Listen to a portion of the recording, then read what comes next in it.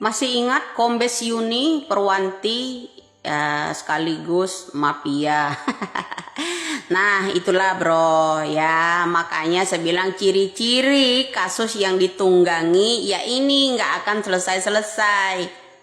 Udah 8 tahun, itu harus sampaikan loh ke telinga Bapak Jokowi. Ini ciri-ciri yang namanya kasus yang ditunggangi oleh pejabat. Ya, ditunggangi pejabat untuk menyelamatkan pejabat. Ya, sebenarnya. Siapa korbannya? Anak pejabat. Agar kenapa seorang yang menangani kasus tersebut ya terkecoh dengan kasus pembunuhan beramai-ramai, ya kan? Padahal orang tersebut selalu dekat dengan anak-anak para pejabat itu, termasuk dengan geng motor, ya kan? Selalu ada selfie-nya orang tersebut.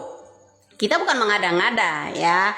Jadi masih ingat ya, semuanya ya masih ingat lah ya seorang kombes yang namanya Purwanti pada waktu itu ya, bandar narkib tersebut. Nah itu bro.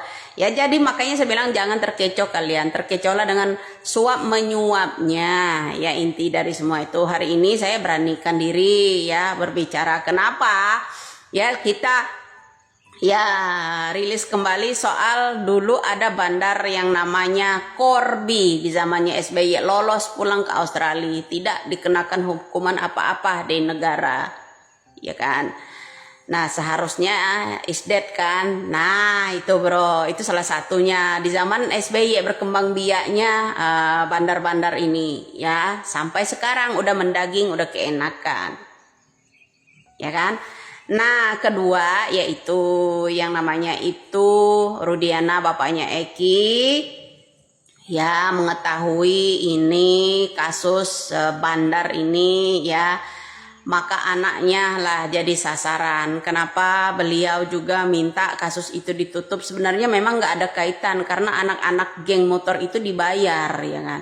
Tapi kunci salah satunya orang yang menangkap Peggy Setiawan palsu kemarin, salah satunya yang berjenggot itu orang suruhan ya, orang suruhan.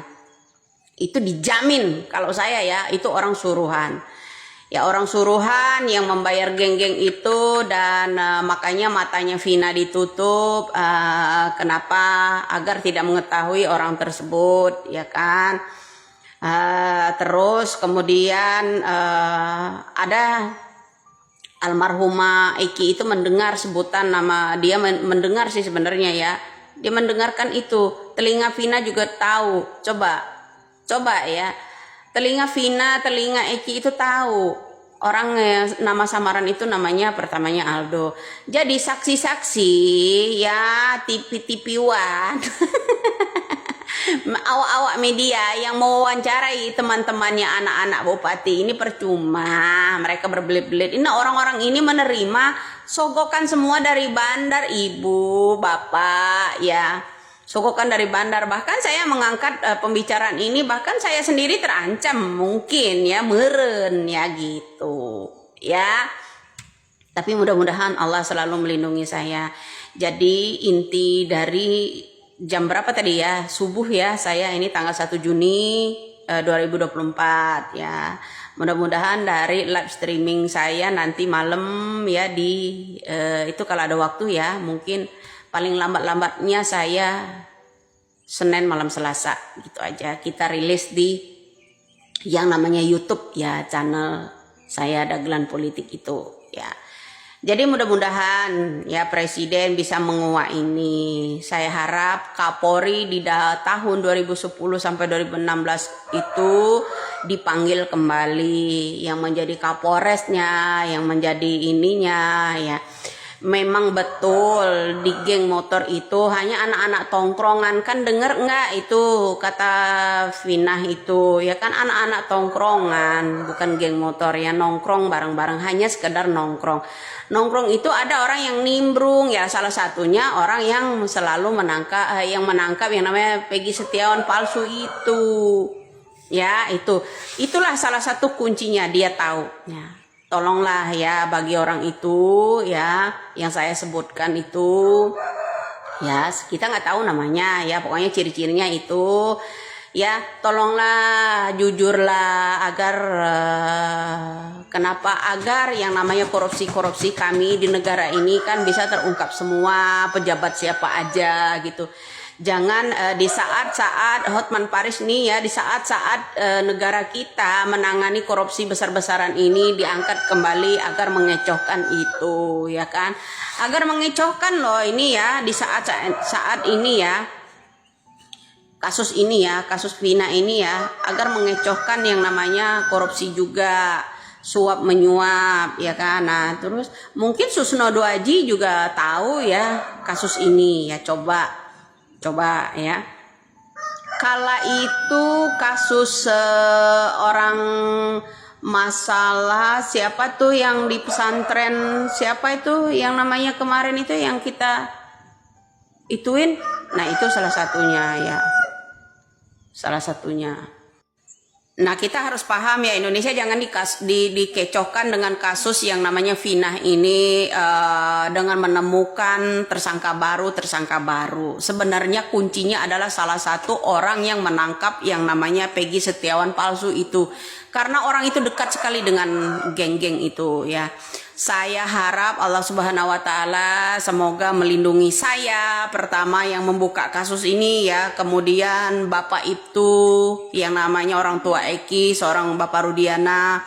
Saya minta Bapak buka aja kasus itu karena kasus ini melibatkan jenderal-jenderal ya, berpangkat-pangkat. Ya, ini para bandar-bandar narkep ini pada tahun 2010 sampai 2016 itu dilindungi oleh pejabat.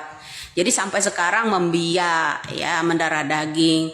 Ya contoh kita dulu ada kasus di zamannya SBY dulu bandar narkoba yang namanya keceplosan bandar narkep yang namanya Corby dari Australia lolos dari hukum, dan itu pada waktu kasus itu diangkat menyebutkan yang namanya anak seorang presiden yang itu Ibas pada waktu itu harusnya kita tahu ya, hukum itu sudah lemah dari sejak SBY sampai saat ini ya.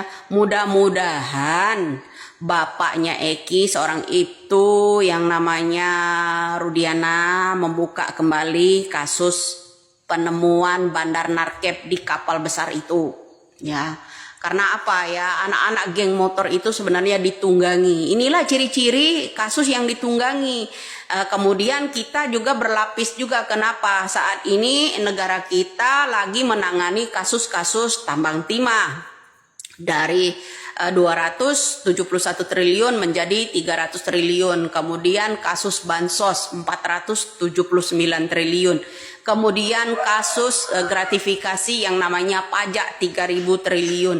Kemudian ada lagi ya kan. Nah, itu menyeret banyak orang pejabat. Nah, Indonesia makanya ada kata-kata dari Prabowo, yang kuat semakin kuat, yang lemah biarkan menderita. Itu kata-kata dari Prabowo. Waspadailah bro, inilah cara-cara hukum mental yang ada di Indonesia ini yang sangat lemah. Jadi ciri-ciri kasus yang ditunggangi yaitu ini, melibatkan banyak orang, yang dikorbankan siapa aja ya, diundang sana di televisi swasta, diundang sini. Aduh, ini mengecohkan juga karena kasus korupsi lagi marak saat ini juga ya. Kenapa? Agar pelaku-pelaku korupsi juga di tahun ini tidak terungkap, itu satu. Kemudian yang saya heran ini pejabat-pejabat melindungi sesama temannya, bro. Ada juga orang yang komen di situ kah, baikkah Sambo itu dikeluarkan atas penanganan kasus Vina ini? Sepertinya bagus juga idenya, ya kalau menurut saya. Kalau seandainya Bapak Sambo itu dikeluarkan, mengangkat kembali kasus yang namanya bandar narkep ini, tahu dia karena kasus itu tahu. Pak Sambo tahu banget ya pada waktu itu. Jadi bagus juga sih idenya. Ya, jadi jangan terkecoh ya rakyat Indonesia dengan kasus Vina, penemuan baru, orang-orang mirip, ada yang di Taiwan, ada yang di Singapura dan sebagainya pelakunya. Memang merasa orang tuanya, anak-anak mereka tidak bersalah karena ditunggangi seseorang. Salah satu bandar narkep yang dilindungi oleh kepolisian di negara kita. Itu aja ya. Salam waras, salam NKRI. Semoga rakyat menjadi cerdas dari konten-konten saya, baik itu di TikTok maupun di YouTube.